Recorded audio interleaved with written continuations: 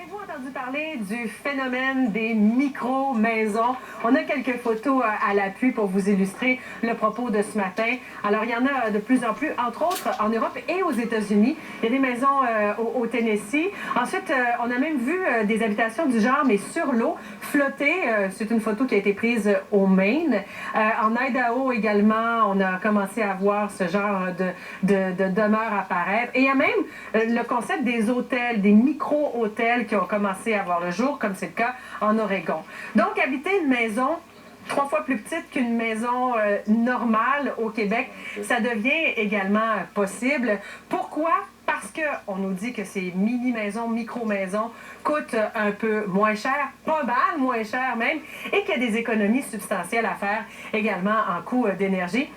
Alors moi, je suis à l'intérieur d'une micro-maison et je vous reçois un peu là, dans le hall d'entrée. Alors, je fais 2 pas, puis je vais être au salon et je vais rencontrer notre invité qui est Gabriel Parent-Leblanc, président d'Habitation Microévolution. Bonjour, Gabriel. Enchanté. Première question. Oui. Quelle est la différence entre une micro-maison, un cabanon et une roulotte?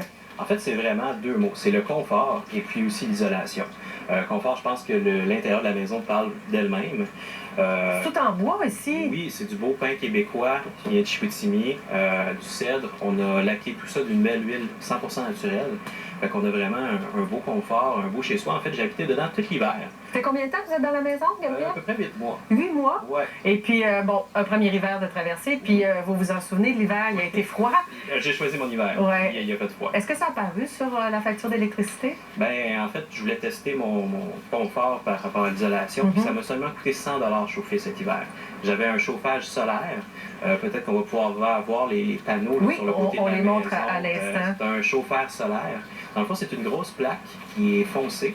Et puis, ça devient super chaud avec le soleil. Puis, il y a des tuyaux d'air qui passent dedans. J'ai une petite fan qui réchauffe l'air. Et puis, c'est vraiment...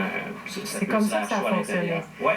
Pourquoi choisir une habitation de ce type-là? Est-ce que ce sont des préoccupations monétaires, financières ou même des préoccupations environnementales? Parce que je vous écoute faire la description de la maisonnette, puis il y a un choix vert derrière ça. Tout à fait. Vous avez très bien résumé. C'est vraiment, ça coûte moins cher. Moi, au début, quand j'ai lancé ça, je voulais offrir aux gens une option qui était abordable et puis qui permettait de réduire l'empreinte écologique. C'est fou comment on consomme de tout. On consomme comme s'il n'y avait pas de lendemain. Fait que moi, j'ai vraiment sélectionné tous les matériaux de la construction pour que ce soit le petite empreinte écologique pour le bâtiment. OK. Combien ça coûte une maison comme celle-là? Une maison clé en main comme ça, dans cette grosseur-là, 200 pieds carrés, c'est 52 500 $. Mais on offre aussi l'assistance à l'autoconstruction, les remorques, les plans, pour que les gens puissent la construire eux-mêmes, ça coûte moins cher. Ouais. Puis on offre même quelque chose entre les deux qui est la coquille extérieure. Tout l'extérieur est fait, puis les gens peuvent finir l'intérieur eux-mêmes. Fait qu'on essaie d'avoir des options pour tous les budgets puis tous les types de personnes. On va faire une visite? Oui. C'est une bonne idée? On peut se diriger vers... Puis soyez pas surpris, c'est petit, mais c'est voulu ainsi. Donc, je passe du salon à... On voit qu'il y a une table ici pliante, donc ça peut devenir la salle En fait, ça, c'est la salle à manger. Elle devient ronde comme ça, puis il y a des chaises en dessous. Tout est rétractable, tout est pliable, tout est on pensé. essaie d'avoir des choses multifonctions. OK. L'espace est restreint, donc... Bon, ben moi, j'adore cuisiner. J'irais bien voir votre cuisine, Gabriel. Oui, on peut aller dans la cuisine.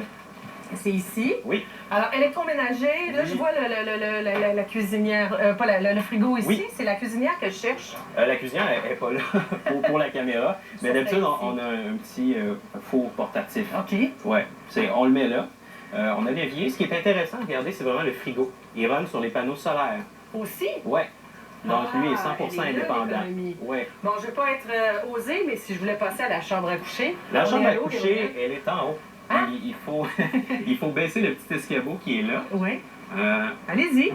On va faire ça. Donc, c'est assez simple, c'est avec des mousquetons. Puis, simplement baisser ça comme ça ici. Pour aller en haut. Pour aller comme ça. Alors, possibilité de couchage pour un couple? Ici, oui. Puis, on a une deuxième mezzanine ici pour une chambre d'invité ou sinon du rangement. Bon, puis une salle de bain tout à fait honnête, là. Pardon. Est-ce que vous avez dû faire un grand ménage de votre vie, Gabriel? pour pouvoir entrer dans un plus petit espace. Que je suis jeune, j'ai pas tant de possessions encore. Non.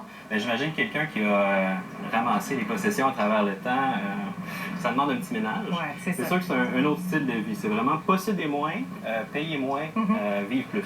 Alors là, on est dans la salle de bain. Là aussi, il y a une notion écolo. Oui. En fait, on a une toilette au compost, donc il n'y a pas d'eau noire. On a seulement des eaux grises, la douche, l'évier, puis on n'utilise que des produits biodégradables. Donc, on peut simplement fertiliser le jardin avec les eaux. Il n'y a rien de nocif, c'est de l'alimentaire et du biodégradable. Est-ce que le Québec est prêt à l'arrivée des micro-maisons? Est-ce que les municipalités vous accueillent bien sur les terrains lors des achats? Où est-ce qu'on les installe, ces micro-maisons-là? Le Québec est plus ou moins prêt, les Québécois sont prêts. Donc, c'est ça, c'est nouveau comme concept. C'est moi qui ai amené ce concept-là l'année passée. Avant ça, on n'en parlait vraiment pas beaucoup. Donc là, les municipalités, il faut qu'ils adoptent des règlements par rapport à ça. Il n'y en a pas en ce moment. Donc, mais j'ai l'impression, avec la belle présence médiatique qu'on a, ça va faire parler, puis les élus vont voir ça, puis ils vont avoir le nécessaire là, de mettre ces maisons-là. On peut densifier les villes avec ça. Ça apporte des nouvelles taxes aux villes. Il y a plein de points positifs pour tout le monde, en fait. On va travailler ensemble pour ça. La clientèle cible, c'est laquelle pour vous? Il y en a beaucoup.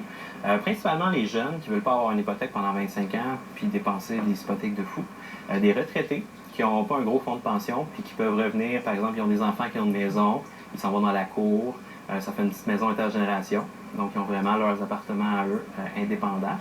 Puis des couples sans enfants.